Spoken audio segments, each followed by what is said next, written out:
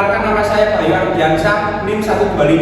Perkenalkan, nama saya Lydia Kurnia Dewi, kelas 1 2, kelas 102, kelas 117. Perkenalkan, nama saya Davina Fiatranti dengan NIM 147. Perkenalkan, nama saya Vivi Indri Ramawati, NIM 170. Saya Salsabila Indani, NIM 120. Perkenalkan, nama saya Yuanita Samagumadri dengan NIM 171. Saya Fani Putri Pujianingsi dengan NIM 126. Dan saya Nia Soleha dengan NIM 164.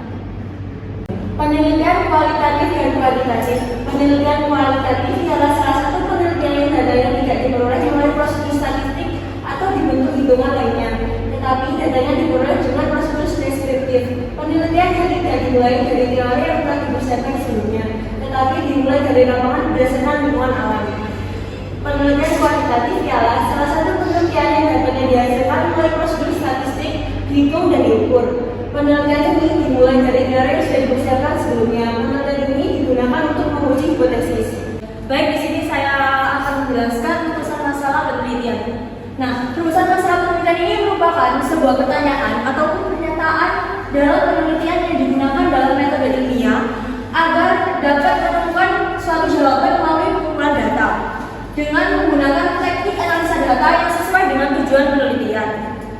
Rumusan masalah penelitian kuantitatif dan kualitatif terbagi menjadi 3 macam, yaitu rumusan masalah deskriptif berkaitan dengan pertanyaan yang berkaitan dengan variabel baik 1 atau lebih. 2. Rumusan masalah asosiatif berkaitan dengan pertanyaan dan 2 hubungan atau lebih. 3. Rumusan masalah komparatif berkaitan dengan rumusan masalah yang membandingkan antara satu variabel dengan variabel yang lain pada simpel yang sama. Yang selanjutnya, kriteria pemilihan masalah. Yang pertama, masalah yang dianggap merupakan masalah yang menarik untuk diteliti.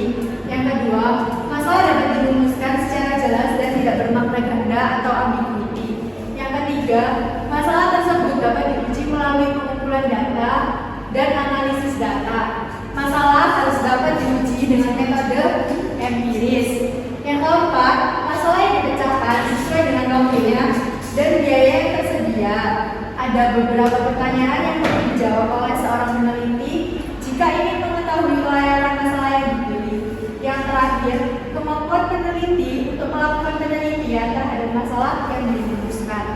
Selanjutnya saya akan menjelaskan tentang metode penemuan masalah yang terdiri dari 2 metode, yaitu dari pendekatan formal dan pendekatan non formal. Pendekatan formal terdiri dari metode analog, metode renovasi, metode dialektis, metode morfologi, metode dekomposisi, dan metode agregasi. Sedangkan pendekatan non formal terdiri dari 4, yaitu metode perkiraan, metode fenomenologi, metode konsensus, dan metode pengalaman. Kesalahan dalam perumusan masalah. Yang pertama, mengumpulkan data tanpa didefinisikan dengan baik rencana atau tujuannya, berharap dapat membuat beberapa arti dari pengetahuan yang dimiliki sebelumnya. Yang kedua, mengambil data jadi yang sudah ada dan mencoba untuk menyesuaikan data tersebut dengan pernyataan itu. Yang ketiga, mendefinisikan tujuan secara umum seperti istilah yang ambigu atau interpretasi ganda, dan kesimpulan akan menjadi tidak sah. Yang terakhir, kegagalan mendasar dalam menyusun teori atau kerangka konseptual yang akan menuntutnya melakukan penelitian dalam skema yang sistematis dan komparatif.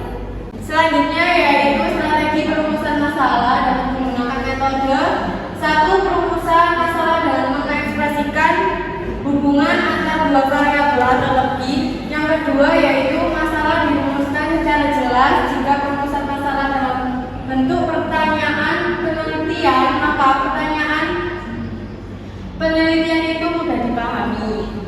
Selanjutnya ada studi kasus penelitian kuantitatif. COVID-19 berdampak besar terhadap aspek kehidupan. Salah satunya adalah dampak negatif yang menyerang sektor pariwisata di kawasan pesisir Kota Kupang. Pandemi COVID-19 menyebabkan hilangnya pendapatan bagi unit usaha pariwisata. Hal ini terjadi dikarenakan menurunnya wisatawan yang berkunjung ke wisata pesisir Kota Kupang. Sebanyak 100% pengelolaan unit usaha menyatakan bahwa COVID-19 berdampak buruk bagi produk yang dijual karena banyaknya unit usaha yang tidak mampu menghabiskan produk yang dijual mengakibatkan peningkatan kerugian. Sebanyak hampir 100% jumlah sampel menyatakan bahwa pekerjaan sebagai pengelola unit usaha pariwisata adalah pekerjaan utama untuk memenuhi kebutuhan sehari-hari, sehingga unit usaha tersebut adalah mata pencarian utama bagi masyarakat di pesisir Kota Kupang. Pemecahan masalah. Upaya yang dilakukan untuk menerapkan era normal baru adalah dengan pengadaan fasilitas kesehatan berupa tempat mencuci tangan, pengadaan tandon air, pengecekan suhu tubuh bagi setiap petugas maupun wisatawan, serta himbauan untuk menggunakan masker, menjaga jarak, dan mencuci tangan. Pada saat era normal baru, jumlah wisatawan yang datang dipantau akan sesuai dengan protokol kesehatan.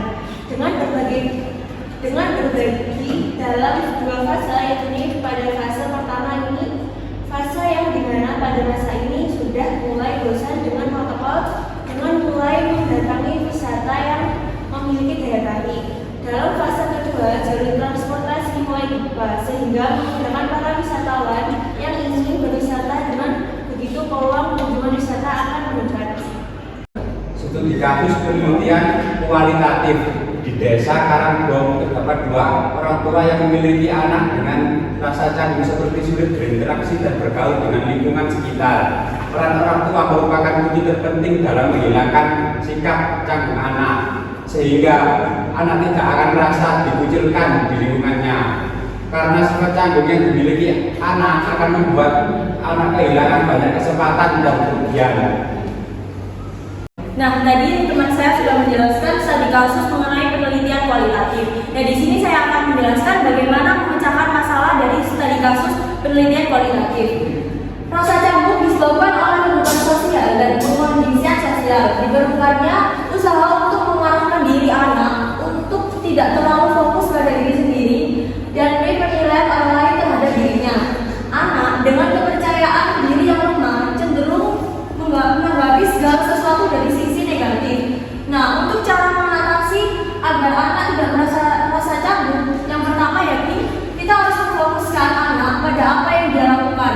Berilah semangat untuk menumbuhkan rasa percaya dirinya. Yang kedua, mencari letak di mana anak itu merasakan kecanggungan. Yang ketiga, mengajak anak untuk bersosialisasi dengan teman-temannya dan juga mengajak anak untuk akan satu sama lain. Yang keempat, kita harus mengembangkan kelebihan dan keistimewaan anak tersebut pada teman barunya. Yang kelima, membiasakan anak melakukan kegiatan yang membuatnya merasa canggung. Biasanya anak itu akan memiliki rasa canggung karena belum pernah melakukan kegiatan tersebut. Sekian dari kami akhiri. Wassalamualaikum.